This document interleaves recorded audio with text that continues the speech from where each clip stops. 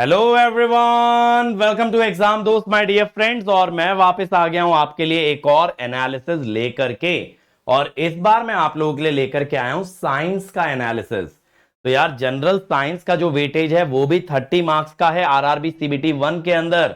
और general science पूरा करने के लिए आपके पास सफिशिएंट समय नहीं बचा है। तो अगर आप भी इन चीजों में उलझे हैं कि क्या पढ़ें और क्या ना पढ़ें, कितना कम से कम पढ़ने से सर सिलेक्शन गारंटी हो सकता है, सिलेक्शन पक्का हो जाएगा, कौन से टॉपिक ज्यादा इंपॉर्टेंट कौन से कम इंपॉर्टेंट, तो इस वीडियो को अंत तक देखिए, आपके सारे के सारे डाउट्स क्लियर होने वाले हैं। चलिए तो बात करते हैं आरआरबी जेई सीबीटी 1 के बारे में बेटा।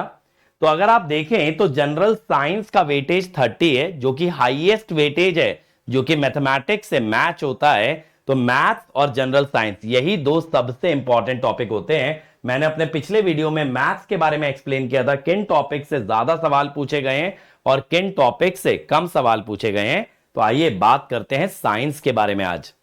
तो साइंस का सिलेबस यार बड़ा वेगली मेंशन रहता है, फिजिक्स केमिस्ट्री और life sciences up to the 10th standard CBSE. Life science का मतलब बायोलॉजी, तो फिजिक्स केमिस्ट्री और बायोलॉजी का सिलेबस है वो भी 10th स्टैंडर्ड तक का। ठीक है, अब अगर आप देखोगे बेटा जनरल वेटेज क्या रहता है कि ऑलमोस्ट यूनिफॉर्म डिस्ट्रीब्यूशन होता है। अब ये मत सोचिएगा यहां 10 से 12 लिखा है ज्यादा है, आप इसको ऐसे रीड करिए, तकरीबन 10-10 नंबर का वेटेज आता है। एक दो नंबर इधर उधर हो सकते हैं, जैसे फिजिक्स में 2 नंबर एक्स्ट्रा आ गए, केमिस्ट्री बायो में एक नंबर कम आ गया, या केमिस्ट्री 2 नंबर की कम आ गई, ये 1-2 नंबर का हेर फेर चलता है। तो हर सब्जेक्ट का वेटेज मिनिमम 8 और मैक्सिमम 12 नंबर तक जा सकता है। अब अक्सर तो देखो फिजिक्स डोमिनेट करती है, अक्सर फिजिक्स का ही एक आध क्वेश्चन फालतू आता है, लेकिन आरआरबी जेईई 2024 के अंदर यह देखा गया कि केमिस्ट्री डोमिनेटिंग फैक्टर थी। तो अगर देखो, अगर हम 9 के 9 सेट का टोटल करें तो फिजिक्स के थे मात्र 81 क्वेश्चन, बायो के थे 72 क्वेश्चन, और केमिस्ट्री में अगर आप देखोगे 117 क्वेश्चन। तकरीबन 1.5 गुना क्वेश्चन फिजिक्स और बायो के मुकाबले केमिस्ट्री में पूछे गए थे। इसीलिए 2024 के पैटर्न पे जाते हो तो केमिस्ट्री बहुत ही जरूरी हो जाती है। ठीक है, अब इसके अंदर देखो फिजिक्स में किन किन टॉपिक्स पे अपने को प्रायोरिटी हाई रखनी है। फिजिक्स में देखो लाइट का रिफ्लेक्शन रिफ्रैक्शन, इलेक्ट्रिसिटी, मैग्नेटिज्म और मैकेनिक्स की तरफ से वर्क एनर्जी पावर। अब इनके अंदर भी क्या, लाइट रिफ्लेक्शन रिफ्रैक्शन में लेंस के बारे में बात करना, मिरर का फॉर्मूला जो होता है आपका इमेज का डिस्टेंस और ऑब्जेक्ट का डिस्टेंस, रिफ्रैक्टिव इंडेक्स के बारे में सवाल। इलेक्ट्रिसिटी में रजिस्टिविटी, जैसे कि रजिस्टिविटी लेंथ के साथ नहीं चेंज होती, ओम्स लॉ और पावर।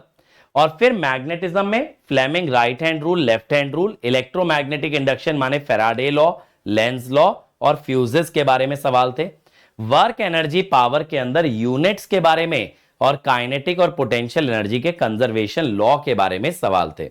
ये मैं इसीलिए बता रहा हूं बेटा, देखो इलेक्ट्रिकल वाले बच्चे इलेक्ट्रिसिटी मैग्नेटिज्म बहुत इजीली कर सकते हैं, क्योंकि वैसे भी आप सीबीटी 2 के लिए ईएमएफटी तैयार करोगे as a part of basic electrical, लेकिन आपको तकलीफ होगी लाइट में और वर्क एनर्जी पावर में। वही मैकेनिकल वाले बच्चे वर्क एनर्जी पावर कर लेंगे, उन्हें इलेक्ट्रिसिटी मैग्नेटिज्म देखना है। तो इलेक्ट्रिसिटी मैग्नेटिज्म अगर आप पूरा भी करते हो कोई दिक्कत नहीं है, बट इन टॉपिक्स पे थोड़ा अधिक फोकस किया जा सकता है।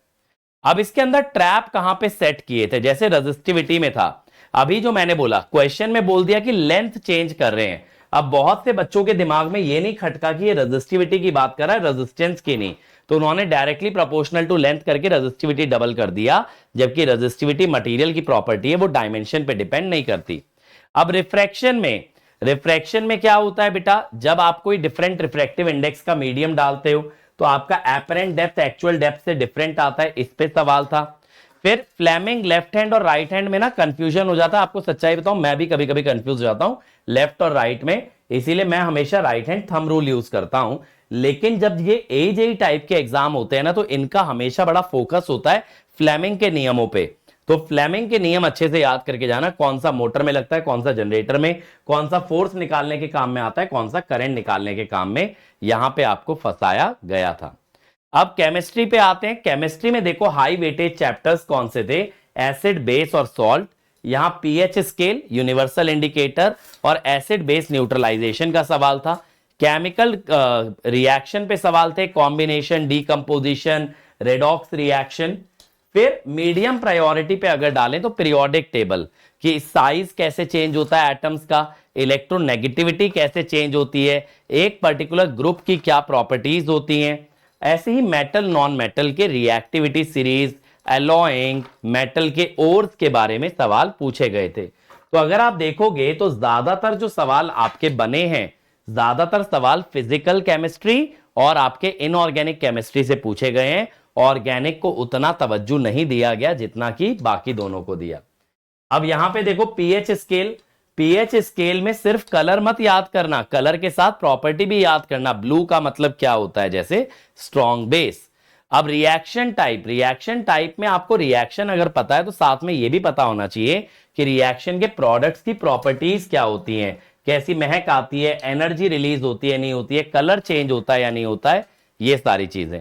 फिर डाइल्यूशन कि जब आप पानी ऐड करोगे बेस में तो पीएच किधर जाएगा, एसिड में अगर पानी ऐड करोगे किधर जाएगा। फिर कुछ चीजों के केमिकल फॉर्मूला जो कॉमनली यूज मटेरियल होते हैं, जैसे washing soda, plaster of Paris, bleaching powder. अब लाइफ साइंस में आते हैं तो हेरिडिटी इवोल्यूशन पे काफी सवाल पूछे गए थे, रिप्रोडक्शन पे सवाल पूछे गए थे, एसेक्सुअल, सेक्सुअल रिप्रोडक्शन। इसके अलावा लाइफ प्रोसेसेस जैसे डाइजेशन, रेस्पिरेशन और एक्सक्रीशन पे। और फिर बेटा फूड चेन और वेस्ट मैनेजमेंट पे भी सवाल किए गए। अब इसके अंदर देखो क्या होता है, जेनेटिक्स में बच्चे कंफ्यूज हो गए जर्म सेल और बॉडी सेल के बीच में, रिप्रोडक्शन में स्पेसिफिक एग्जाम्पल में बच्चे कंफ्यूज हो गए, एनवायरमेंट के अंदर लॉजिकल सवाल पूछे गए, ठीक है, तो लॉजिक आपका तैयार रहना चाहिए। और लाइफ प्रोसेस के अंदर बेटा लाइफ प्रोसेस को आप ऊपर ऊपर से कर लेना, जैसे लाइफ प्रोसेस में कौन से सिस्टम में कौन सा एंजाइम इस्तेमाल होता है, जैसे कौन सा एंजाइम डाइजेशन में आपकी मदद करता है, इन चीजों में आप फंसेंगे नहीं, ठीक है। तो ये बेटा 2024 का पैटर्न था और 2024 और 25 के एग्जाम में बहुत ज्यादा गैप नहीं रहा है, तो हम ये उम्मीद करके जा सकते हैं कि काफी हद तक चीजें 2024 से मिलती जुलती हो सकती हैं। इसीलिए ये वाला जो वीडियो एनालिसिस मैं आपको दे रहा हूं ये बहुत ज्यादा इंपॉर्टेंट हो जाता है, क्योंकि यहां पे आपको समझ में आता है 2024 में फोकस क्या था। तो यहां पे देखो कंसेप्चुअल आप रखिएगा चीजों को, एटलीस्ट फिजिक्स केमिस्ट्री के अंदर रटने की जगह कंसेप्चुअल रखो, और बायो के अंदर आपको ज्यादा से ज्यादा रटने का काम करना होगा। पीएच स्केल का कलर और उसके रिएक्शन याद रखिए आप, और चैप्टर जिसमें से हाईएस्ट क्वेश्चन काउंट आया है उन पे अच्छा फोकस करके जाएंगे, जैसे लाइट, एसिड बेस, जेनेटिक्स, इन चीजों पे ज्यादा काम करेंगे, ज्यादा क्वेश्चन प्रैक्टिस किए जाएंगे, ठीक है। और एट द एंड बेटा मैं आपको बता दूं 31 जनवरी से हमारे एजेई के लाइव कोर्सेज के दाम भी बढ़ने वाले हैं। अभी दाम आपके मिनिमम है, प्लस आपको लाइव कोर्सेज पे मिल रहा है 40% डिस्काउंट यूजिंग YT40, और रिकॉर्डेड पे मिल रहा है आपको 50% डिस्काउंट यूजिंग YT50। और 2 फरवरी से हम अब सभी एजेई बैचेस के अंदर टेक्निकल लाइव क्लासेस स्टार्ट कर रहे हैं, जिनका आप हिस्सा बन सकते हैं, अपने कॉन्सेप्ट को एकदम सुपर से भी ऊपर आप लेके जा सकते हैं। हम स्टार्ट करेंगे बेसिक इलेक्ट्रिकल से, और बेसिक इलेक्ट्रिकल का ऐसा कोर्स जो आपको मार्केट में कहीं पे नहीं मिलेगा। इस कदर आपको एक्सप्लेन की जाएंगी चीजें, इस कदर आपका कॉन्सेप्ट क्लियर होगा, इस तरीके के क्वेश्चंस आपको कराए जाएंगे कि भाई बेसिक इलेक्ट्रिकल आपसे डर जाए, आपको बेसिक इलेक्ट्रिकल से डरना ना पड़े। अगर इस तरह का एक्सपीरियंस लेना चाहते हो उस सब्जेक्ट पे फतेह करना चाहते हो, उस सब्जेक्ट को कॉन्कर करना, तो भाई जरूर एग्जाम दोस्त ज्वाइन करें। और मैंने डिस्काउंट कोड बता दिया, लाइव कोर्स के लिए YT40, रिकॉर्डेड के लिए YT50।